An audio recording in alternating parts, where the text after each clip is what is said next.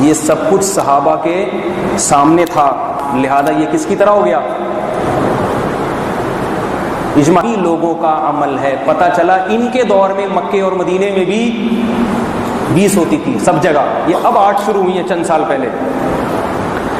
فلا ينبغي الانکار علیہم، لہذا ان پر انکار کرنا درست نہیں ہے۔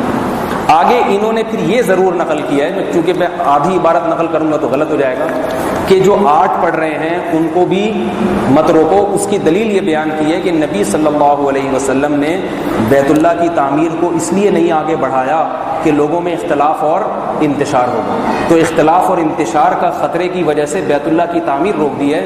تو اگر کسی علاقے میں 8 رکعت کا معمول ہے تو 8 ہی پڑھنے دو تاکہ امت میں انتشار نہ ہو، کیونکہ انتشار اختلاف یہ زیادہ طبیعی ہے بنسبت 8 کے بجائے 20 پڑھنے کی۔ ہم بھی یہی کہتے ہیں بھائی کوئی رواج چلا آ رہا ہے سمجھا دو، سمجھ جائیں ٹھیک ہے، آگے پھر یہ کہ وہ دار اسلام سے خارج اور بدعتی اور گمراہ، یہ ہمارے اکابر کا طرز عمل نہیں ہے۔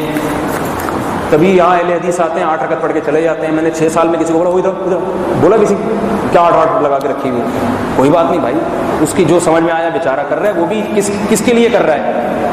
نبی صلی اللہ علیہ وسلم کی اتباع میں اس کو جتنی سمجھ ہے کر رہا ہے۔ تو 20 پڑھو 8 پڑھو یہ اتنا بڑا مسئلہ نہیں ہے، آپس میں اتحاد اور اتفاق